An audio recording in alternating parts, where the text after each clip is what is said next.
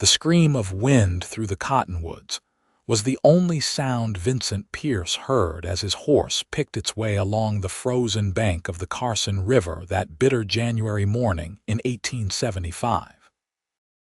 He had been riding for 3 days straight from his cattle ranch outside Carson City, Nevada, tracking 2 stray heifers that had wandered during the blizzard that swept through the previous week, and exhaustion pulled at every muscle in his body. The sun barely broke through the heavy gray clouds, casting everything in a pale, lifeless light that made the world seem more dream than reality. Vincent was about to turn back, accept the loss of the cattle, when he saw what looked like a bundle of rags caught against a fallen tree near the water's edge. His horse snorted and stamped, sensing something wrong. Vincent dismounted, his boots crunching through the ice-crusted snow, and as he got closer, his heart lurched in his chest. It was not rags. It was a woman, her dark hair spread across the snow like ink spilled on paper, her lips blue, her skin pale as death itself. "Christ Almighty," Vincent breathed, dropping to his knees beside her. He pressed his fingers to her throat, searching for a pulse. For a terrifying moment he felt nothing, then there it was, faint and slow but present. She was alive, barely. He stripped off his heavy coat and wrapped it around her, then carefully lifted her into his arms. She was light, too light, and she did not stir at all as he carried her to his horse. Her clothing was soaked through, frozen in places, and he could not imagine how long she had been out here. Hours at least, maybe longer. Vincent managed to get her onto his horse, holding her against his chest as he mounted behind her. He could feel how cold she was even through his shirt, like holding a block of ice. He turned his horse toward home, urging the animal into as fast a pace as he dared on the treacherous terrain. The ride back to his ranch took nearly 2 hours, and with every passing minute, Vincent felt the terrible stillness of the woman in his arms. She had not moved once, had not made a sound. He kept one arm wrapped tightly around her waist, holding her upright while his other hand gripped the reins. He talked to her, though he did not know if she could hear him. "You hold on now," he said against the wind. "You just hold on. I am getting you somewhere warm. You are going to be all right." His ranch house finally came into view, a sturdy 2-story structure he had built himself 5 years ago when he first claimed this land. Smoke rose from the chimney, which meant his ranch hand, Tommy, had kept the fire going. Vincent called out as he approached, and Tommy came running from the barn, his young face alarmed at the sight of the woman. "Get the door," Vincent ordered, dismounting with the woman still in his arms. "And stoke the fire high. Get every blanket in the house." Tommy obeyed without question, and Vincent carried the woman inside, straight to the main room where the fireplace roared with fresh wood Tommy had just thrown on. He laid her on the bearskin rug in front of the hearth, and immediately began stripping away her wet clothing, too focused on saving her life to think about propriety. Her dress was a simple gray wool that had once been well made, but was now torn and filthy.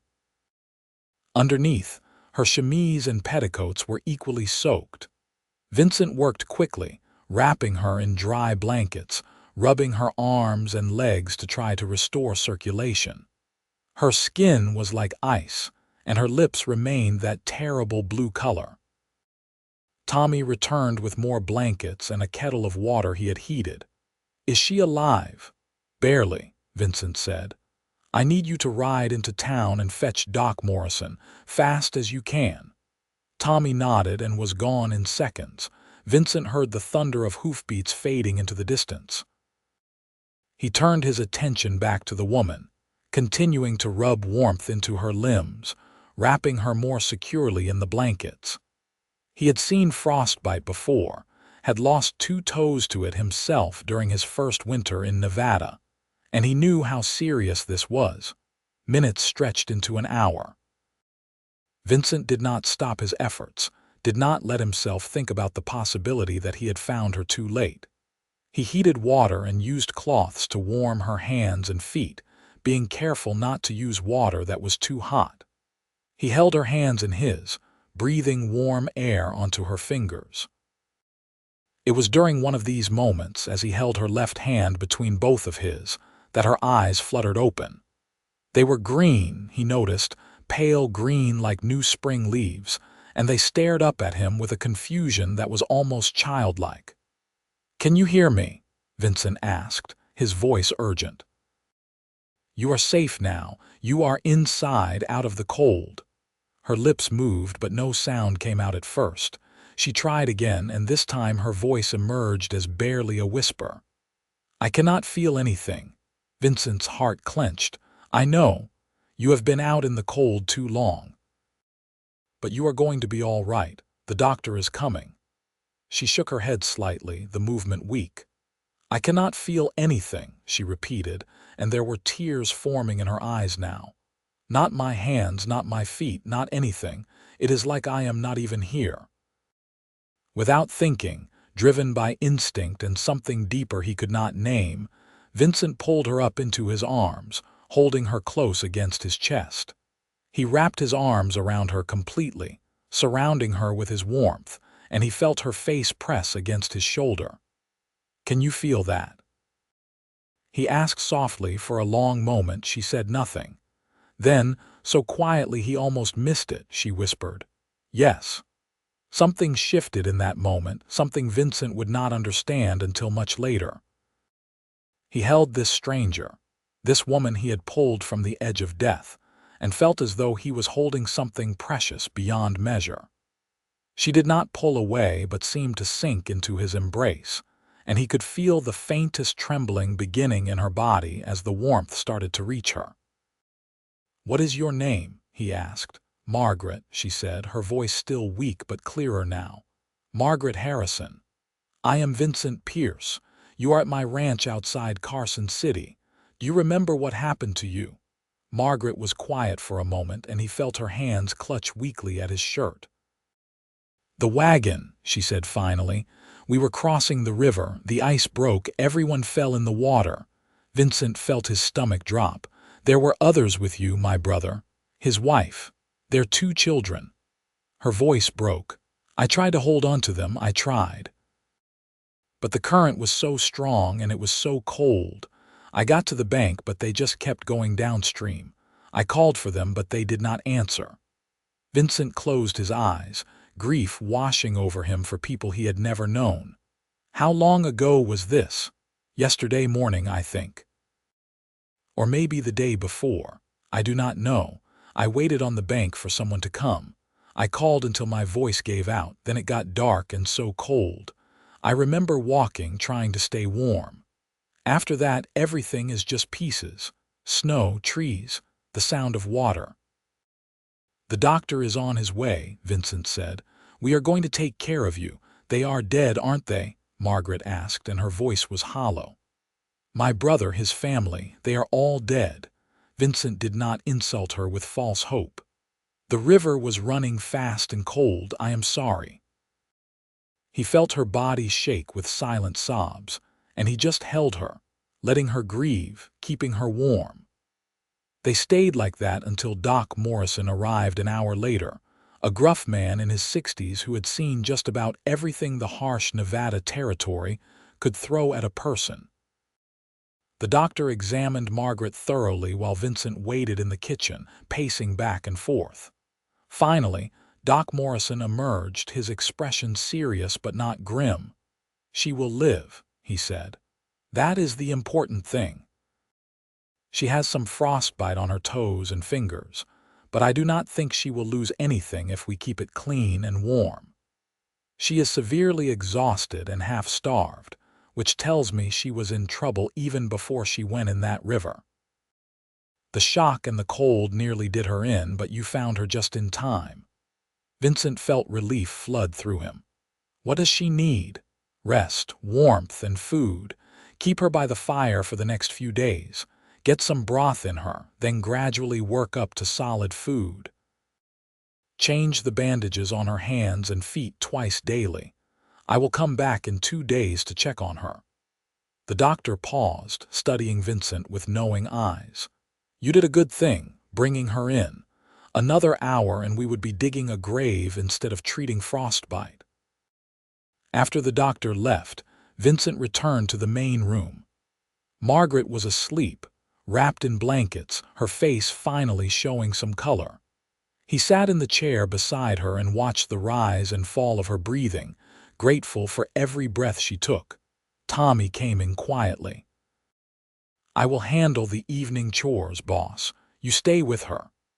"Thank you," Vincent said, meaning it deeply. As the sun set and darkness filled the windows, Vincent lit the oil lamps and added more wood to the fire. Margaret slept on, and he found himself studying her face in the firelight. She was beautiful in a way that was both delicate and strong, with high cheekbones and a determined chin that spoke of character.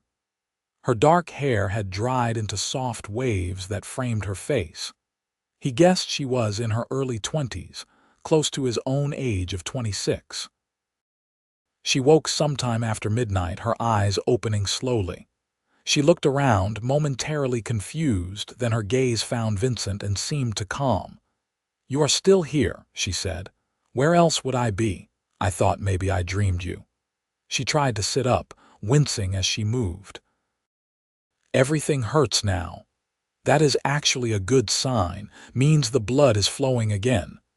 Vincent stood and moved to help her, propping pillows behind her back. "Are you hungry?" "I do not know. Maybe." He went to the kitchen and returned with a bowl of beef broth that had been simmering on the stove. He sat beside her and held the spoon to her lips. Her hands were too bandaged to hold the bowl herself. "I can feed myself," she protested weakly. "Not with those bandages, you cannot." "Just let me help." She accepted the broth, sip by sip, and he could see the nourishment bringing more life back into her face.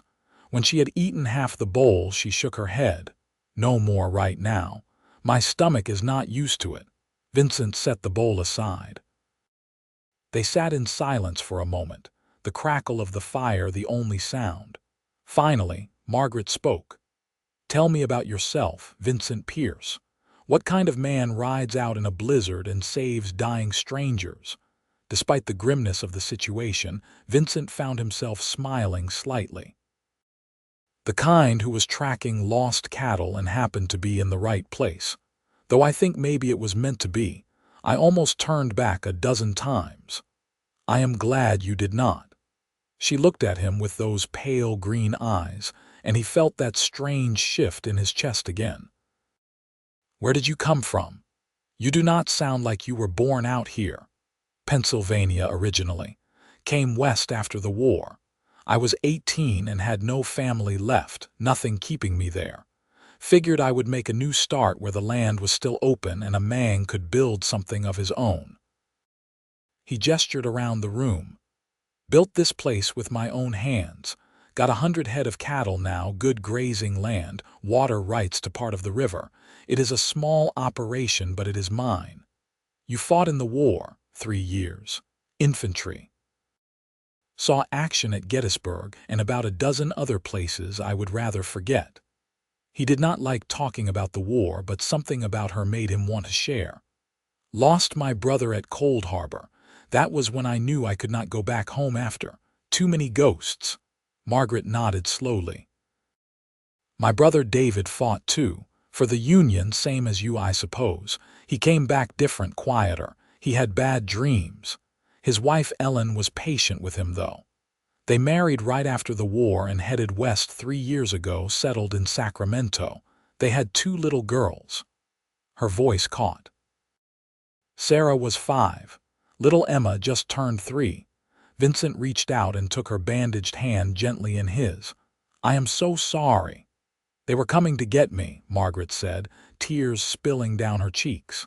"I was working as a teacher in San Francisco, but the school closed. David wrote and said I should come live with them, that there was a teaching position opening in Sacramento. So I took the train to Reno and they met me there. We were taking the wagon road through Carson City when we decided to take a shortcut across the river. She closed her eyes. It was my fault. I was the one who said we should cross there, that it would save time. If I had not said that, they would still be alive. No, Vincent said firmly. You did not make that ice break. You did not create this winter. What happened was a tragedy, but it was not your fault. How can you say that? You do not even know me. I know you fought to live when you could have given up. I know you tried to save your family. I know that you are strong, even if you do not feel like it right now. He squeezed her hand gently.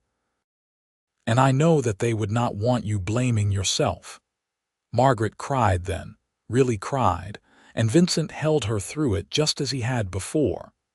She fell asleep eventually, exhausted from emotion, and he laid her back down gently among the blankets.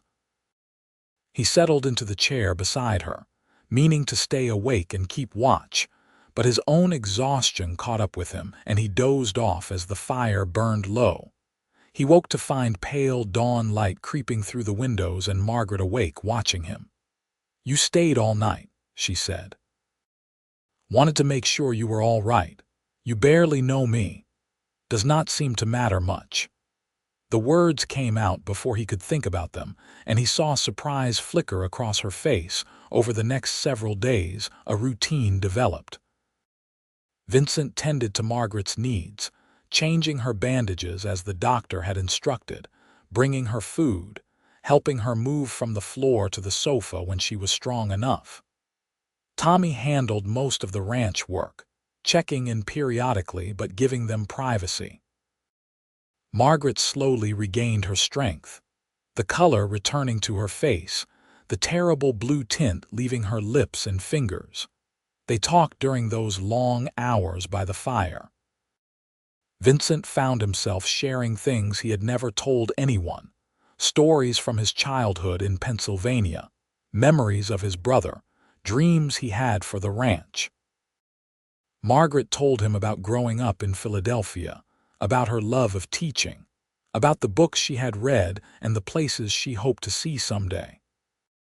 I wanted to travel, she said one afternoon as she sat wrapped in blankets, able to hold a cup of tea now that the bandages on her hands had been reduced. I wanted to see the ocean, the mountains, maybe even travel to Europe like the wealthy people do. David used to tease me about my big dreams.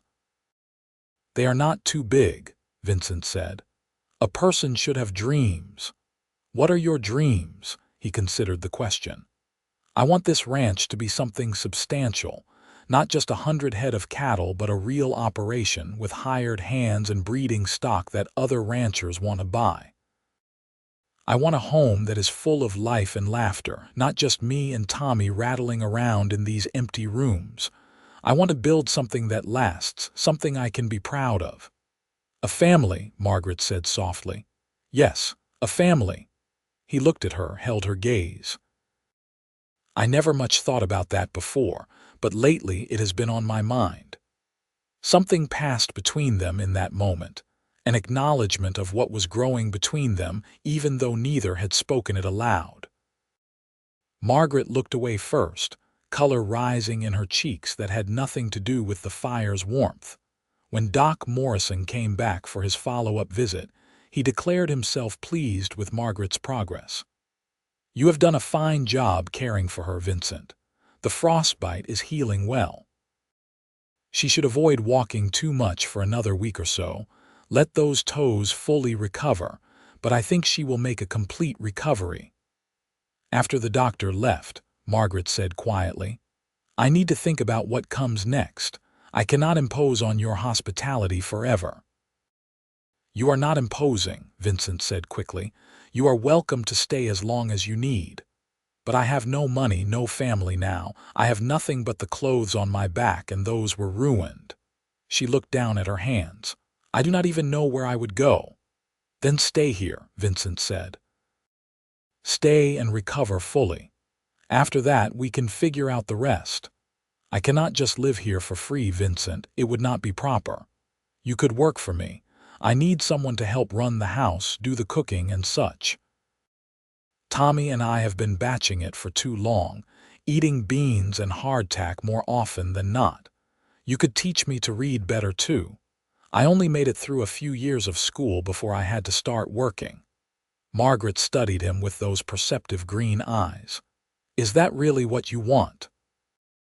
"A housekeeper," Vincent met her gaze steadily. "I want you to stay. Whatever excuse we need to make that proper is fine by me, but the truth is I just want you here." Her breath caught slightly. "Vincent, we have only known each other for a week. I know, does not change how I feel." "How do you feel?" He moved closer to where she sat on the sofa, kneeling beside her so they were at eye level. "I feel like I have been waiting for you my whole life without knowing it. I feel like finding you by that river was not chance but fate. I feel like when I held you that first day and you said you could not feel anything until I held you, something changed in me. I know it is too soon to say these things. I know you are still grieving and recovering, but I am not a man who lies about his feelings. So there it is." Margaret's eyes shimmered with tears. "I am broken right now, Vincent. I lost everyone I loved. I do not know if I have anything left to give." "You do not have to give anything. Just stay. Let me take care of you until you are whole again. After that, if you want to leave, I will help you go wherever you want to go. But if you want to stay, then stay. Not as a housekeeper or an employee, but as someone I care about, someone I want to build a life with. That is moving very fast. Out here, life moves fast. I learned in the war that there is no time to waste. When you find something worth holding on to, you hold on." Margaret reached out with her healing hand and touched his face, her fingertips tracing his jawline. "You saved my life. You are giving mine meaning." She leaned forward and kissed him then, a soft, gentle kiss that tasted of tea and hope. Vincent felt his heart hammer in his chest as he kissed her back, careful not to hold her too tightly, aware of how fragile she still was. When they pulled apart, both were breathing harder. "I will stay," Margaret whispered. "At least for now. We will see where this goes. That is all I ask."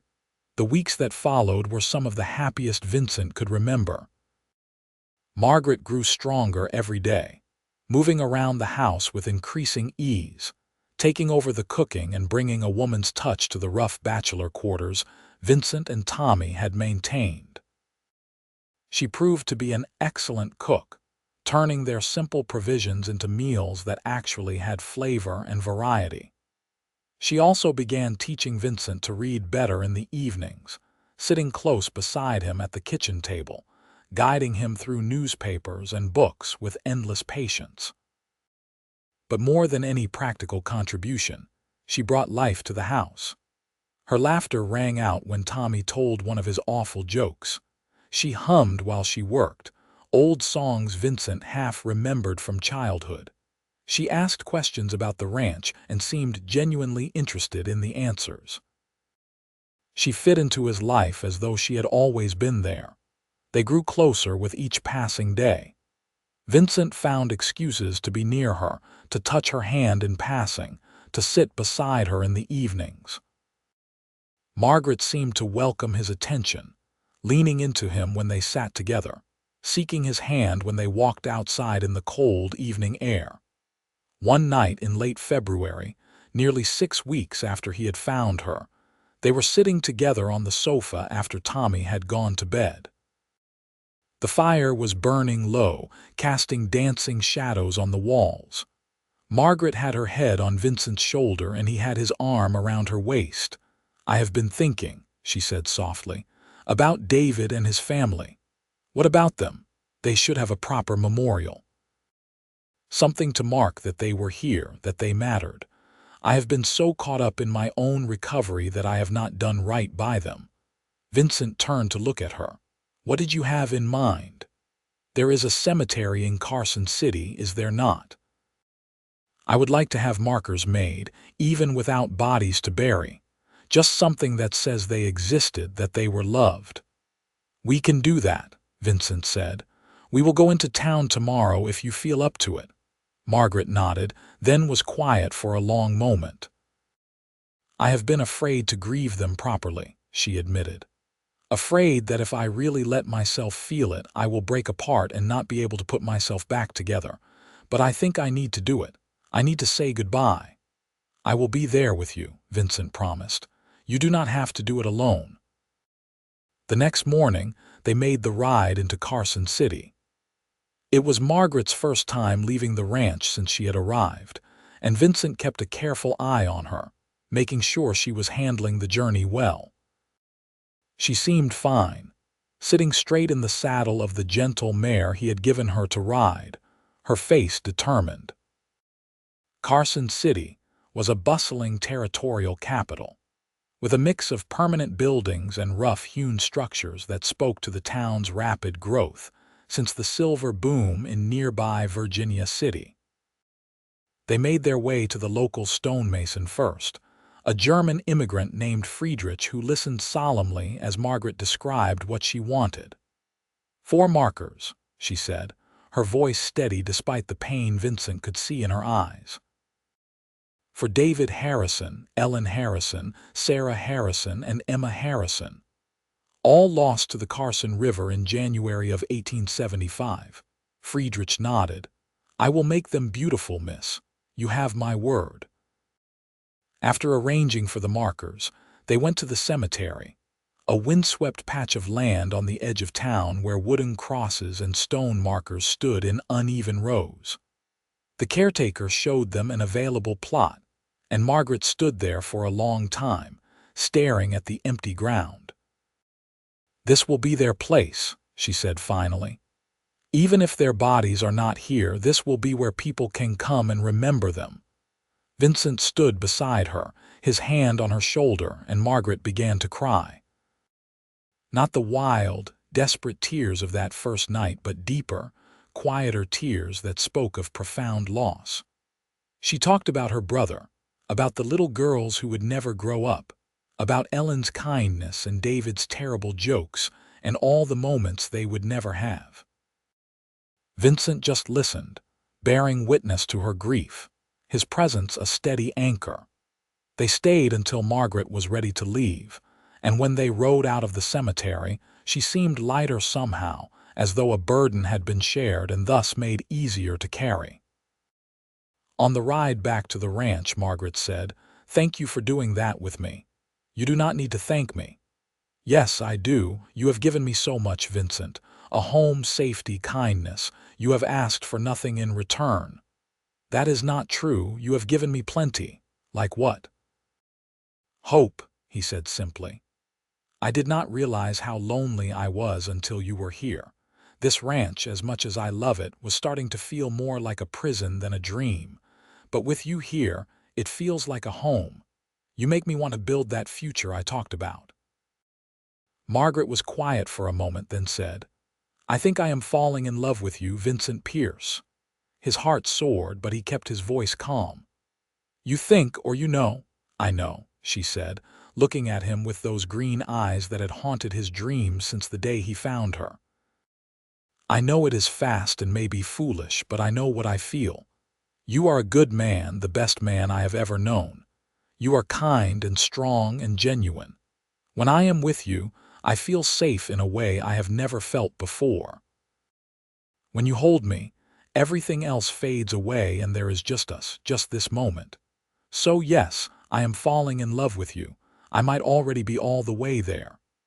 Vincent stopped his horse and reached over to take her reins, stopping her mare as well. He leaned across the space between them and kissed her, pouring everything he felt into that kiss. When they broke apart, both were breathing hard and Margaret's cheeks were flushed. "I love you too," Vincent said. "I think I have since the moment you opened your eyes and looked at me." "I know that sounds impossible, but it is true. You are everything I did not know I was searching for." "What do we do now?" Margaret asked, a smile playing at her lips. "Now we go home," Vincent said, "and we start building that future together."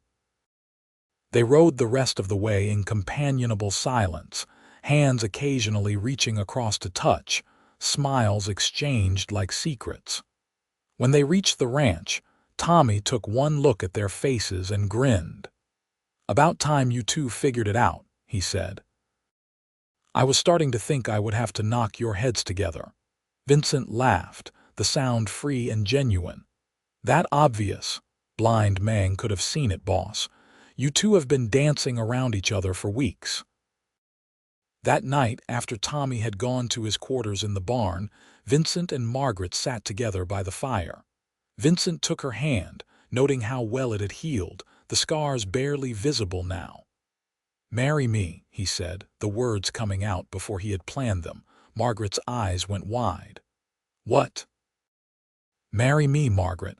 I know it is soon, I know people will talk, but I do not care. I want you to be my wife. I want to wake up next to you every morning and fall asleep beside you every night. I want to build this ranch with you, fill this house with children, grow old together. Say yes." "Vincent, are you sure? We have only known each other 2 months. I am more sure of this than I have been of anything in my life, but if you need more time, I can wait. I will wait as long as you need." Margaret looked at him, her expression soft with love. "I do not need more time. I already know my answer." She paused, letting the moment stretch. "Yes, yes, I will marry you." Vincent pulled her into his arms, holding her close, feeling her heart beat against his chest. "You have made me the happiest man alive." "When?" Margaret asked, pulling back to look at him. "As soon as possible. Tomorrow, if we can find a preacher." Margaret laughed, the sound like music. "Maybe give it a few more days than that. I would like to have a proper dress at least." "Whatever you want. As long as you end up as my wife, I do not care about the details." They were married 3 weeks later in the small church in Carson City, with Tommy as Vincent's best man and the preacher's wife standing up for Margaret. It was a simple ceremony, but to Vincent, it felt like the most important moment of his life. Margaret wore a pale blue dress she had made herself from fabric they had bought in town, and Vincent thought she had never looked more beautiful. When the preacher said he could kiss his bride, Vincent did so with all the love in his heart, and Margaret kissed him back with equal fervor. Tommy cheered, and a few of the townspeople who had come to witness the wedding applauded. Afterward, they had a simple meal at the hotel restaurant, then rode back to the ranch as husband and wife. That night, in the privacy of their bedroom, Vincent and Margaret came together as one for the first time.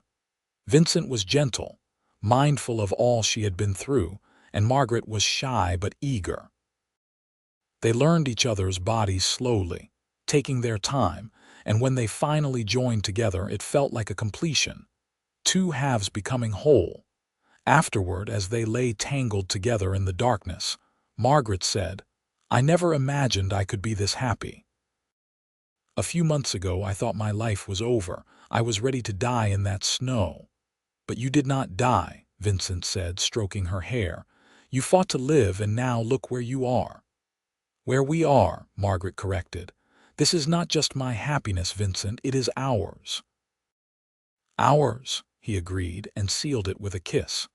The months that followed were filled with hard work and deep joy.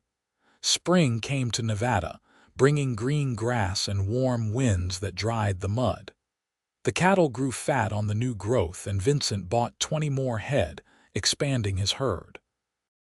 Margaret transformed the ranch house, adding curtains and rugs, planting a vegetable garden, turning the stark structure into a real home. They worked side by side during the long days and fell into each other's arms at night. Margaret proved to be a quick learner when it came to ranch work, and she was not afraid to get her hands dirty. She helped with the branding, learned to milk the cow they kept for household use, and even tried her hand at breaking one of the younger horses. Tommy became like family to them, eating most of his meals at their table, joining in their conversations and their laughter. He was only 19, and Vincent and Margaret took him under their wing, teaching him not just about ranching but about life. In June, Margaret realized she was pregnant. She told Vincent one evening as they sat on the porch watching the sunset, and he was so overcome with emotion that he could not speak for a moment. He just pulled her close and held her, his hand resting on her still flat stomach, already loving the child growing there. "We are going to be parents," Margaret said, wonder in her voice. "I am going to be a mother." "And I am going to be a father," Vincent said, his voice thick. "Our child, Margaret, ours. Are you happy?" Happy does not begin to cover it. I am thrilled, terrified, grateful, amazed. All of it at once. Margaret laughed and kissed him. "We are going to be good at this, I know we are." The pregnancy progressed smoothly through the summer and into the fall. Margaret bloomed with it, her face glowing, her body growing round with their child. Vincent was protective to the point of being overbearing, constantly worrying that she was doing too much, but Margaret tolerated his hovering with good-natured patience. They spent the long evenings preparing for the baby, setting up a nursery in one of the spare rooms, making tiny clothes, choosing names. If it was a boy, they decided on Victor after Vincent's father. If a girl, Marie, after Margaret's mother. In January of 1876, exactly 1 year after Vincent had found Margaret by the river, she went into labor. It was a cold night, with snow falling soft and steady outside the windows. Doc Morrison had already arrived and set up in their bedroom, and Tommy paced the main room wearing a path in the floorboards. Vincent stayed by Margaret's side through the whole ordeal, holding her hand, wiping her forehead, whispering encouragement. Labor was long and hard, and there were moments when Vincent was terrified they would lose her, but Margaret was strong, stronger than he had ever imagined. Finally, as dawn was breaking, their child entered the world with a lusty cry. Doc Morrison held up the baby, a smile on his weathered face. "It is a boy, a healthy, fine boy." Vincent felt tears streaming down his face as the doctor placed the baby in Margaret's arms. She looked exhausted but radiant, and when she looked up at Vincent, her smile was pure joy. "Victor," she said softly, "our Victor." Vincent bent and kissed her forehead, then gently touched his son's tiny hand. The baby's fingers wrapped around his thumb, and Vincent felt his heart expand in a way he had not known was possible. "He is perfect," Vincent whispered. "You are both perfect." The days that followed were a blur of sleepless nights and endless wonder. Victor proved to have a healthy set of lungs and used them frequently, but neither Vincent nor Margaret minded. They took turns walking him around the house at night, singing to him, soothing him. They marveled over every small thing he did, every expression on his tiny face. Tommy was besotted with the baby, constantly offering to hold him, making silly faces to get him to smile. The ranch felt fuller, richer, more alive than ever before. As Victor grew, he became more alert and interactive. He had his mother's green eyes and his father's dark hair, and his personality was emerging as curious and determined. By the time he was 6 months old, he was trying to crawl, much to his parents' delight and concern. Life settled into a rhythm, the days marked by the routines of ranch work and child rearing. Vincent's operation continued to grow. He hired 2 more hands and bought another 100 acres of grazing land. Margaret managed the household with skill and grace, balancing motherhood and her duties as a rancher's wife with seeming ease. But beyond the practical matters, their love continued to deepen. Vincent looked at Margaret across the dinner table and was struck anew by how lucky he was. Margaret watched Vincent playing with Victor on the floor and felt her heart overflow with affection. They still found time for each other, stealing moments alone when Victor napped, talking long into the night after he was asleep, their connection as strong as ever. On their first anniversary, Vincent surprised Margaret with a trip to Virginia City. They left Victor with Tommy and a neighbor woman who had experience with babies, and rode out to the famous Silver Town. It was Margaret's first real outing since Victor's birth, and she was giddy with the change of scenery. They stayed in a nice hotel, ate in fancy restaurants, walked the busy streets hand in hand. Vincent bought Margaret a silver necklace with a small emerald that matched her eyes, and she bought him a new hat that he promptly declared his favorite. But more than the gifts or the sights, they simply enjoyed being together, remembering who they were as a couple, not just as parents. On their last night, as they lay in the hotel bed, Margaret said, "This year has been the best of my life. Better than all the ones before, even the ones with your family." "Different," Margaret said carefully. "I loved my family and I will always miss them. But this year, with you and Victor, has shown me what it means to build a life with someone you love. I am not just living in someone else's story anymore. This is our story, mine and yours, and it is beautiful." "I love you," Vincent said, pulling her closer. "Every day I love you more than the day before. I did not think that was possible, but it is. I love you too. Thank you for finding me, for saving me, for giving me this life." "Thank you for letting me," Vincent replied and kissed her deeply. The years unfolded with their share of joys and challenges. They had 2 more children, a daughter named Marie in 1878 and another son, Vincent Jr., in 1880. The ranch prospered, and Vincent became known throughout the territory as a fair dealer and a good stockman. Margaret started a small school in Carson City for the children of ranchers and miners who lived too far out to attend the main school, teaching 3 days a week while her own children played nearby. They faced hardships too. A drought in 1879 tested them, forcing Vincent to sell off some of his herd to keep the rest alive.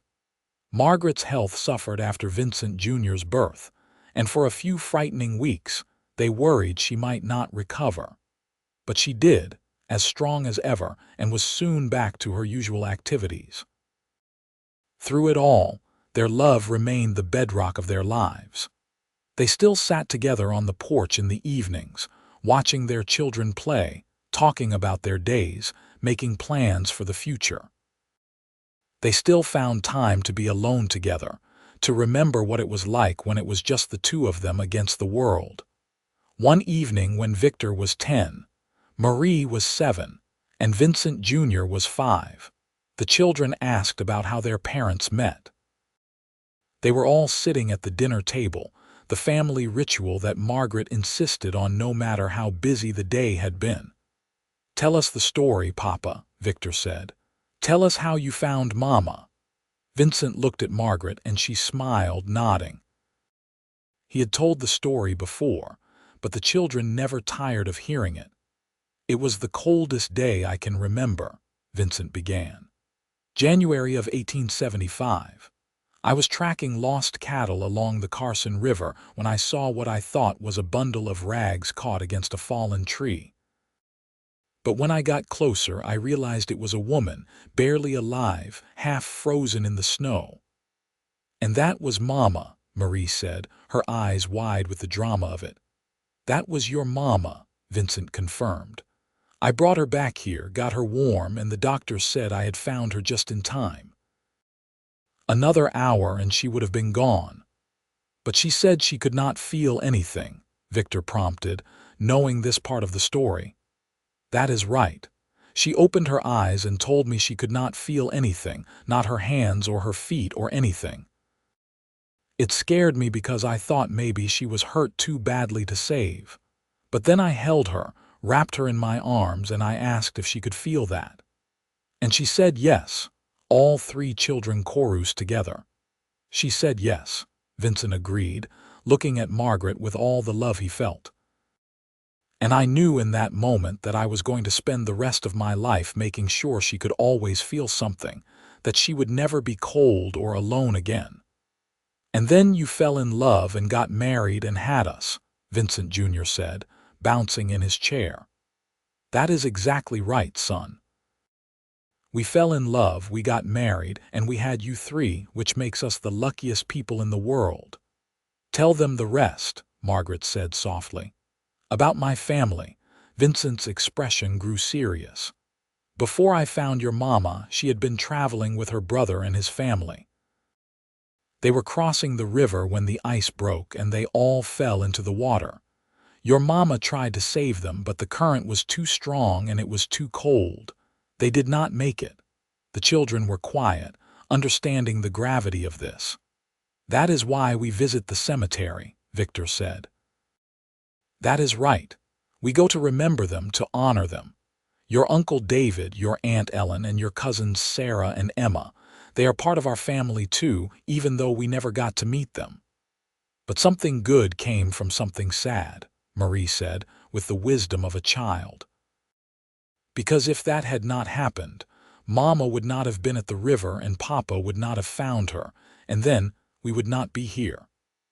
"That is one way to look at it," Margaret said gently. "I will always be sad about losing them, but I am grateful for what came after. Life is like that sometimes. We go through terrible things, but if we are brave and keep moving forward, we can find happiness on the other side." The children accepted this, and the conversation moved on to other things, but later that night, after they were all in bed, Margaret said to Vincent, "Do you think we did right, telling them everything?" "I do. They are old enough to understand that life is not always easy, that sometimes bad things happen. But they also see that we built something beautiful together, that love can come from the darkest places." "I still miss them sometimes," Margaret admitted. "David and his family. I wonder what Sarah and Emma would have been like as they grew up. I wonder if David would have approved of you." "I think he would have," Vincent said. "I hope he would have. I have tried to honor his memory by taking care of his sister, by loving her with everything I have." "You have done more than that. You have given me a life I never dreamed possible. When I was lying in that snow, I was ready to die. I had given up. But then you found me, and you would not let me give up. You held me when I could not feel anything, and you brought me back to life." "You did the same for me," Vincent said. "I was just existing before you came, working the ranch, getting by, but not really living. You made me whole, Margaret. You made everything matter." They held each other in the darkness, listening to the sound of their children sleeping down the hall, feeling the solid weight of the life they had built together. Outside, the Nevada wind blew across the plains, cold and constant, but inside they were warm, safe, and completely at peace. The years continued to roll past. Victor grew into a strong young man who loved the ranch as much as his father did.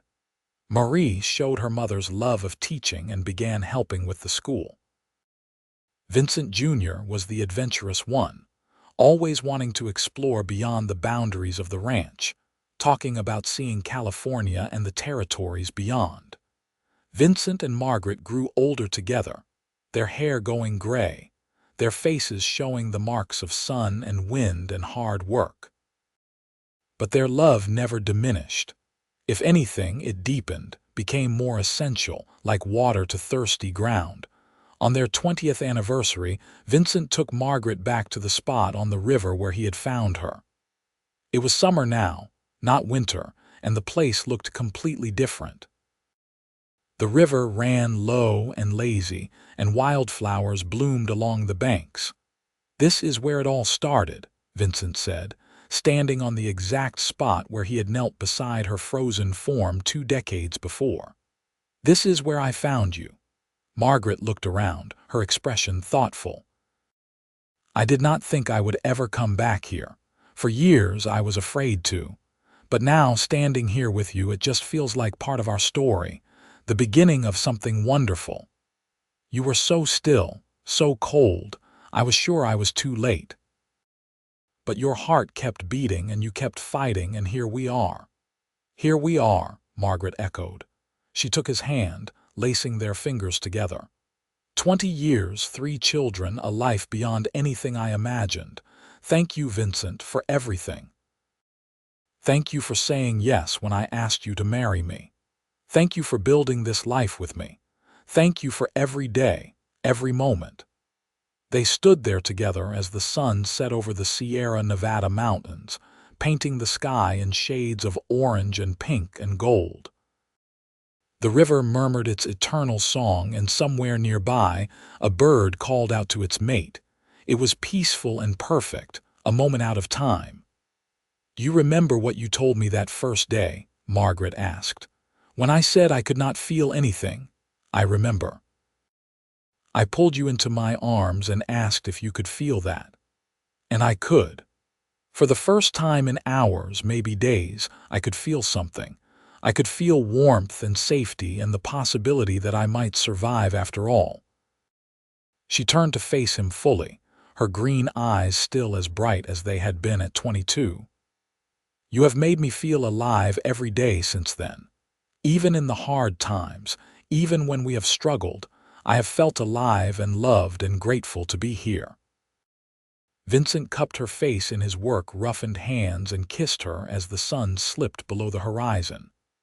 "I will love you until my last breath," he promised. "And if there is anything beyond that, I will love you there too." They rode back to the ranch in the gathering dusk, and when they arrived, they found the house lit up with lanterns and all their children waiting for them, along with Tommy, who was now married with children of his own and neighbors from surrounding ranches.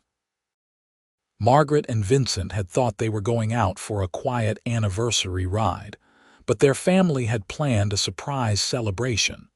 There was food and music, laughter and dancing.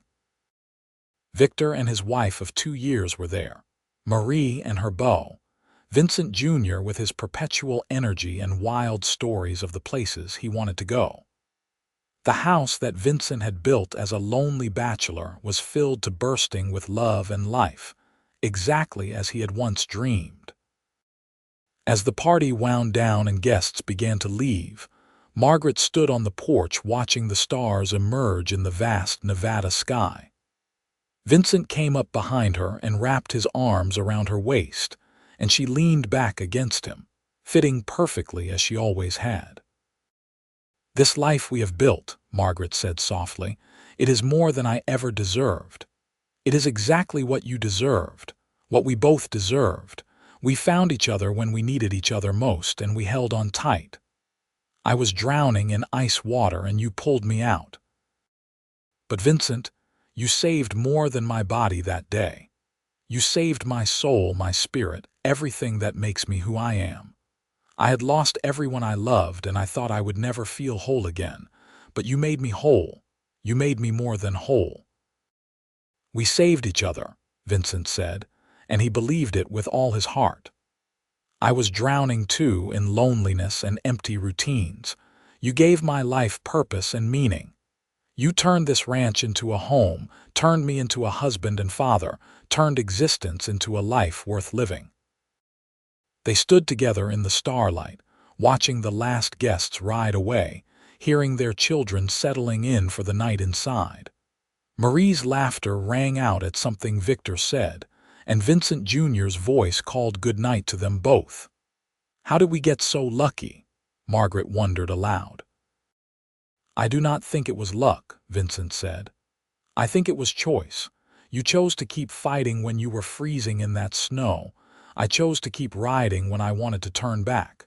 We chose each other every day since then. That is what made this life, Margaret.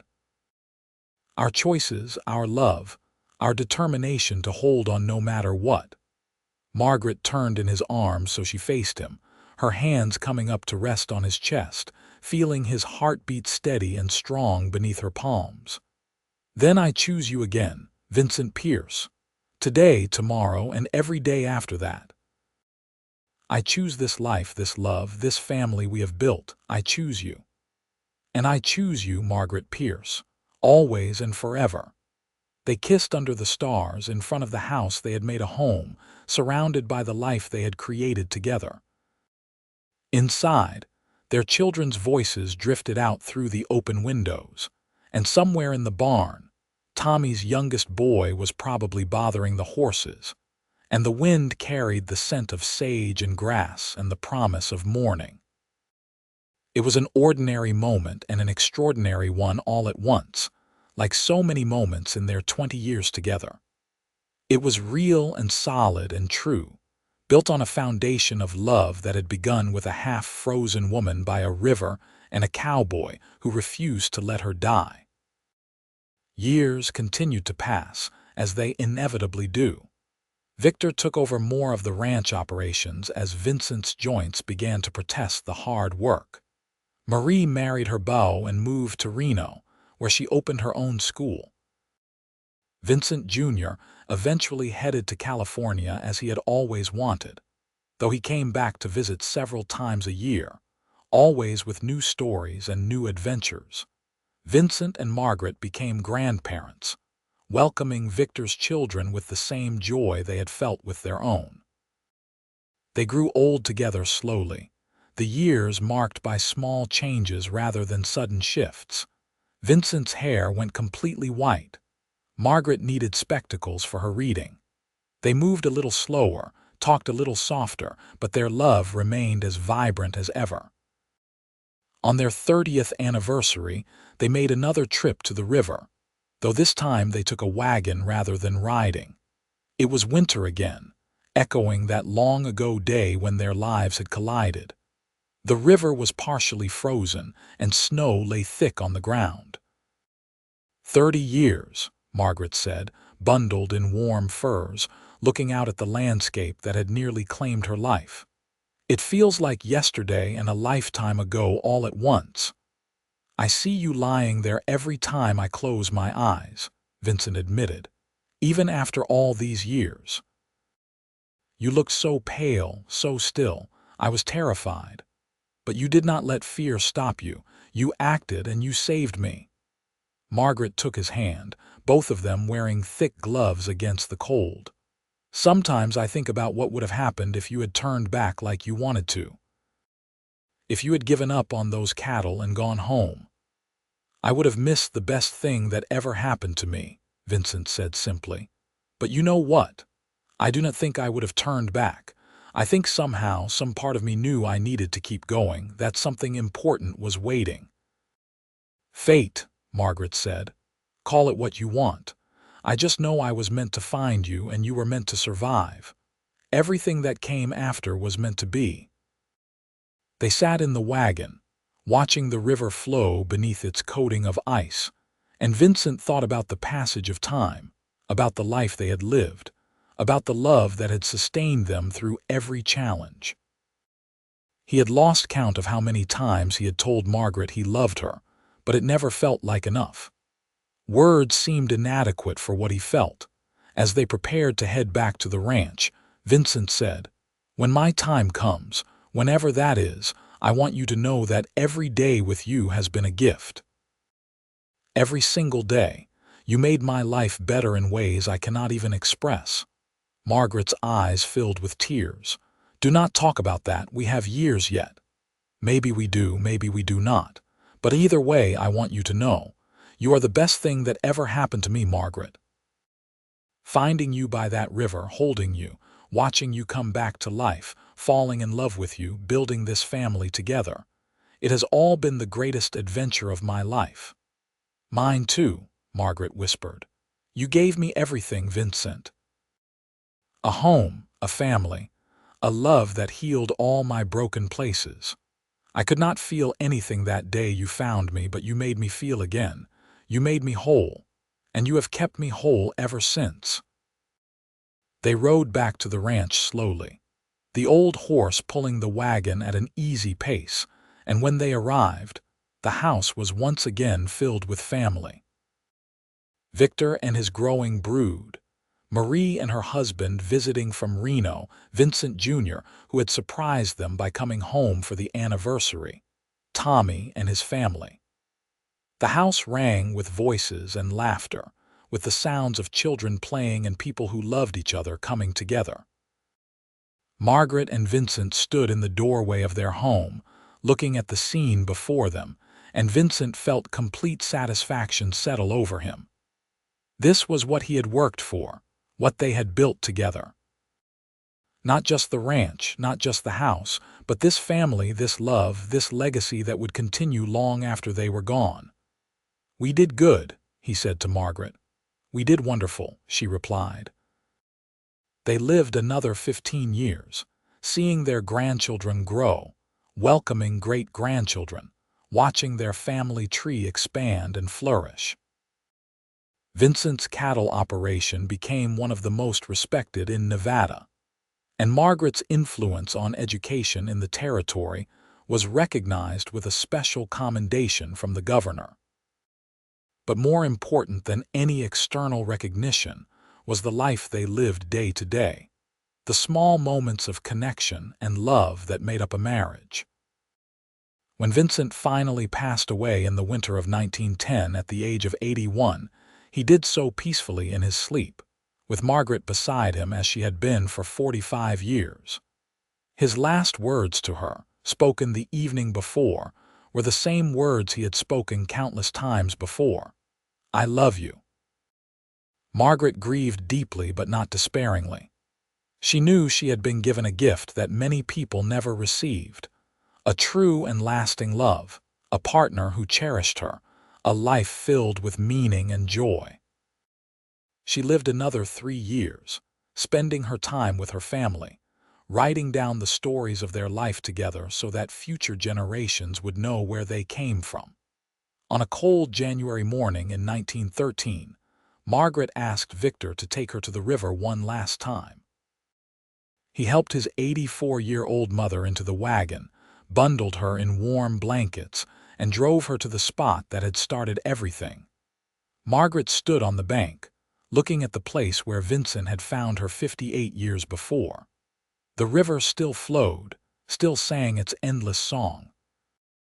The cottonwoods still grew along the banks, and if she closed her eyes, she could still feel the moment when Vincent had pulled her into his arms, and she had felt something for the first time in hours, the beginning of her journey back to life. "Thank you," she whispered, whether to Vincent or to God or to fate itself, she could not have said. "Thank you for giving me that life, for letting me feel again, for the love and the family and all of it. Thank you." Victor stood nearby, giving his mother privacy, and when she finally turned back to the wagon, he saw peace on her face. They rode back to the ranch, and Margaret spent the evening surrounded by her children and grandchildren and great-grandchildren, telling them stories about Vincent, about their life together, about the day he had saved her. She passed away in her sleep that night, in the same bed where Vincent had died, in the house they had filled with love. Her last thoughts were of that moment by the river, of opening her eyes to see Vincent's face, of saying she could not feel anything and having him pull her close, of feeling his warmth and strength, and knowing she was going to survive. She was buried beside Vincent in the Carson City Cemetery, not far from the memorial markers they had placed for David and Ellen and Sarah and Emma all those years ago. The headstone was simple: Vincent and Margaret Pierce, beloved husband and wife, together always. At the funeral, Victor stood before the assembled family and told the story one more time, the story of how his father had found his mother half frozen by the river, of how she had said she could not feel anything until he held her, of how that moment had been the beginning of a love that had lasted a lifetime and beyond. "They taught us what love looks like," Victor said, his voice thick with emotion. "They showed us how to be strong in hard times, how to hold onto each other, how to build something that lasts. The ranch they started is still thriving. The family they created is still growing. And the love they shared will live on in all of us." The years continued to pass, as they always do. The ranch stayed in the Pierce family for generations, each inheriting not just the land but the story of Vincent and Margaret, of how their love had begun in the coldest moment and grown into something that warmed everyone it touched. Great-great-grandchildren who never knew them in life knew them through the stories, through the legacy they left behind.